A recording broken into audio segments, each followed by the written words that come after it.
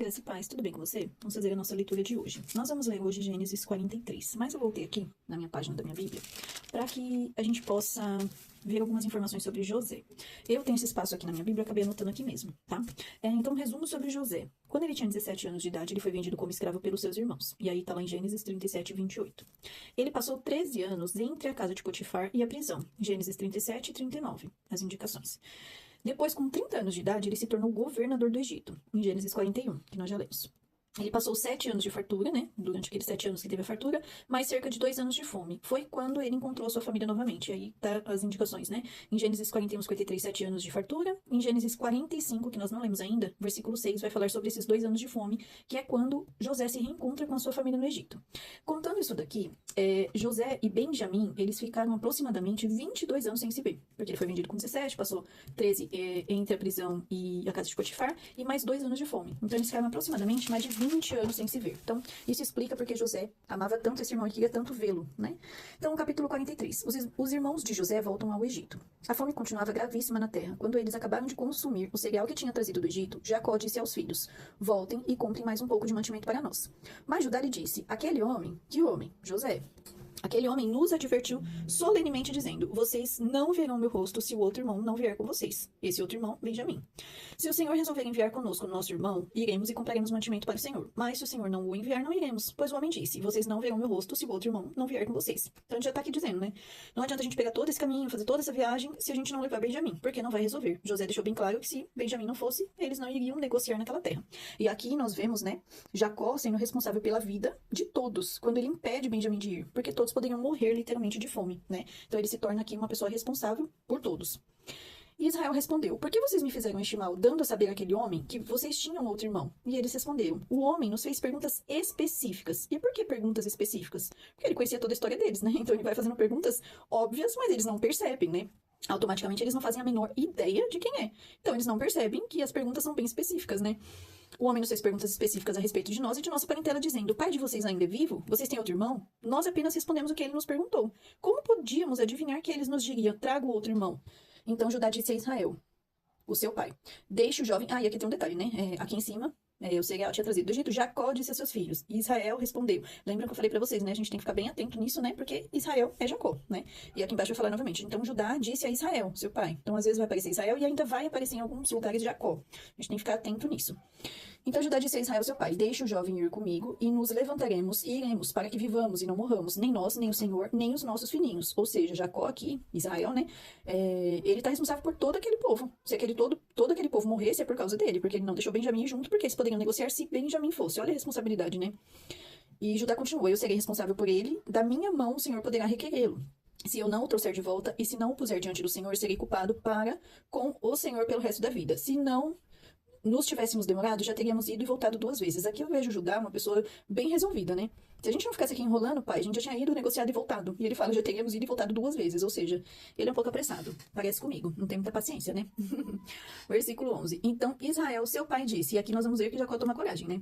Se é assim, então façam o seguinte: peguem do mais precioso dessa terra, ponham nos sacos para mantimento. Levem presente a esse homem um pouco de bálsamo e um pouco de mel, especiarias e mirra, nozes de pistácia e amêndoas. Levem dinheiro em dobro e devolvam o dinheiro restituído na boca dos sacos de cereal. É possível que tenha havido algum engano. Então Jacó fala: levem presentes para esse homem, que era um hábito daquela época, né? Levem também o irmão de vocês. Levante-se e voltem àquele homem. Deus Todo-Poderoso lhes dê misericórdia diante do homem, para que restitua o outro irmão e deixe que Benjamim volte com vocês. Quanto a mim, se eu perder os filhos, sem filhos ficarei. E aqui nós vemos um desabafo de Jacó, mas um homem que tomou coragem por todo o seu povo, porque todo aquele povo poderia morrer se Benjamim não fosse com eles, né? Jacó hospeda seus irmãos. José hospeda seus irmãos. Então os homens pegaram os presentes, o dinheiro em dobro e Benjamim. Levantaram-se, foram ao Egito e se apresentaram diante de José. Quando José viu que Benjamim estava com eles, disse ao administrador da sua casa: leve esses homens para casa, mate um animal e prepare tudo, pois esses homens comerão comigo ao meio-dia. Aqui eu entendo que nem o servo, né, o administrador que ele manda fazer, nem os irmãos vão entender nada do que está acontecendo, né? Porque são só pessoas que vieram comprar alimentos. De repente, estão na casa da pessoa mais importante do Egito. Penso que ficou aqui algo bem confuso para todos, né? 17. Ele fez como José lhe havia ordenado e levou os homens para a casa de José. Os homens tiveram medo, porque foram levados à casa de José. E eu também teria medo, com certeza. E diziam: É por causa do dinheiro que da outra vez voltou nos sacos de cereal que nós fomos trazidos para cá, para que possa nos acusar e atacar, nos escravizar e tomar os nossos jumentos. Aqui nós vemos os irmãos com a consciência pesada, porque eles fizeram algo de errado com José lá atrás. E uma vez que a gente faz algo de errado e não pede perdão e não se conserta, parece que aquilo fica batendo na nossa porta toda hora, né? Então, em todo momento, eles acham que eles serão atacados de alguma forma por conta do erro que eles cometeram. 19. E se aproximaram do administrador da casa de José e lhe falaram à porta, e disseram. Então, eles foram se apresentar diante do administrador lá. Meu senhor, já estivemos aqui uma vez para comprar mantimento, mas quando chegamos à estalagem, ao abrir os sacos de cereal, eis que o dinheiro de cada um estava na boca do saco de cereal. Nosso dinheiro intacto. Por isso trouxemos esse dinheiro de volta. Trouxemos também outro dinheiro conosco para comprar mantimento. Não sabemos quem pôs o dinheiro nos sacos de cereal.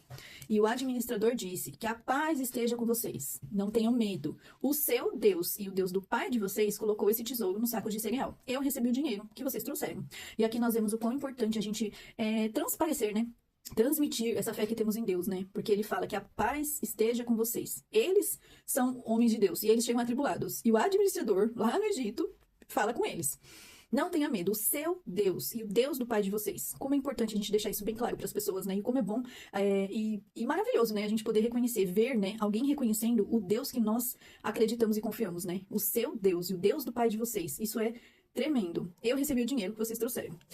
Então ele trouxe Simeão para fora, depois o administrador levou aqueles homens à casa de José, e lhes deu água, e eles lavaram os pés. Aqui esse lavaram os pés, outro dia eu estava lendo, né? Eles tinham esse hábito antigamente, porque eles andavam sempre de sandálias, e os lugares, né, por onde eles passavam, eram sempre de terra, empoeirados, né? Então, ao chegar numa casa, eles sempre lavavam os pés. Isso a gente vai ver no Novo Testamento também, né? Quando Jesus lava os pés para eles sentarem à mesa. Sempre essa indicação de lavar os pés é porque realmente eles chegavam da rua com os pés cheios de sujeira mesmo, né? Empoeirados. Então, por isso que eles tinham esse hábito de lavar os pés antes de qualquer refeição.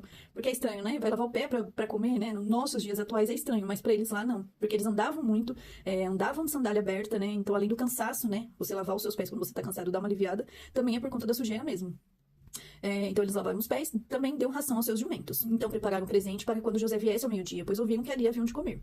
Quando José chegou à sua casa, trouxeram-lhe para dentro o presente que tinham em mãos, e se inclinaram até o chão diante dele. E aqui nós vemos se cumprir o sonho de José, né? Que ele teve capítulos lá atrás, né? Que o pai achou um absurdo, os irmãos também, e eles se inclinaram até o chão diante dele.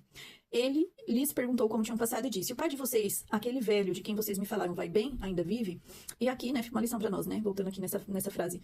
Quando eles se inclinam até o chão, José não é soberbo, né? Ele não fala que eu não avisei vocês, que eu tinha sonhado, que isso ia acontecer. Ele não é soberbo. Ele é um homem temente ao Senhor. E ele faz as coisas com muita tranquilidade, né? Com muita clareza. E é assim que nós temos que fazer, né? Que possamos aprender com esse homem, né? Que quando aconteceu o que Deus tinha falado, ele não foi soberbo. Ele não ficou aqui se achando, né? Eu não falei que vocês iam se prostrar, eu não disse que isso ia acontecer, olha o que Deus fez. Ele não ficou se sobressaindo. Ele apenas seguiu, fazendo o que ele foi chamado para fazer. Que lição tremenda. E aí ele pergunta de Jacó, né? E responderam, seu servo, nosso pai vai bem e ainda vive. E abaixaram a cabeça e se inclinaram. Quando José levantou os olhos, viu Benjamim, seu irmão, que havia 22 anos aproximadamente que ele não via. Então imagina a alegria que José ficou. E era o seu irmão por filho da sua mãe de seu pai. E disse... Como eles eram em muitos, eu acho que eles tinham essa proximidade, né? Os filhos da mãe e do pai eram mais juntos, possivelmente havia esse contato maior, né? Como José tinha perdido a mãe, Benjamim é uma lembrança muito forte da mãe dele, né? Então por isso que é tão importante Benjamim pra ele, né? É este o irmão mais novo de vocês, de quem me falaram? E por que José pergunta? Porque José viu ele 22 anos atrás. Então imagina como ele estava diferente, né? Devia ser um menino e agora já é um homem praticamente, né? E acrescentou, Deus lhe conceda a sua graça, meu filho. E aqui José abençoa Benjamim, né? José, profundamente emocionado por causa do seu irmão, apressou-se e procurou um lugar onde chorar. Entrou no quarto e ali chorou. Imagina para José, 22 anos sem ver esse irmão. O quanto ele queria vê-lo, né? Porque de todos os irmãos, se ele for pensar bem, foi o único que não fez nenhum mal para ele, né? Porque os outros conspiravam contra ele. E Benjamim era um filho que ele possivelmente não teve tanto contato, né? Não teve oportunidade de ter tanto contato. E para Benjamim, isso também devia ser super importante, porque é o irmão da mãe dele que ele não conheceu, né?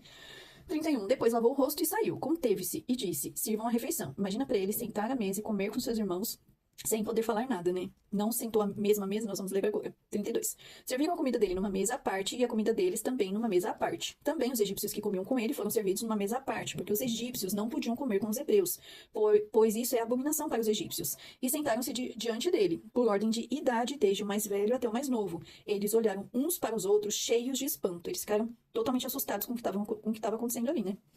Então José lhes apresentou as porções que estavam diante deles, e a porção de Benjamim era 5 vezes maior do que a dos outros, e beberam com eles até ficar alegres. E aí é que nós vemos o cuidado de Deus, né? Quando Deus promete algo, quando Deus fala algo, ele faz. E que nós possamos ter nessa humildade de José, de quando acontecer algo na nossa vida, que a gente não seja, que nós não venhamos ser soberbos, né? Que não venhamos nos deixar abater, né? Nem abater, né? Nos deixar influenciar por coisas mundanas, né? Porque as coisas vão acontecer. E possamos ter sempre o Senhor como centro da nossa vida, em nome de Jesus. Deus abençoe a sua vida e até a próxima leitura, se assim o Senhor permitir.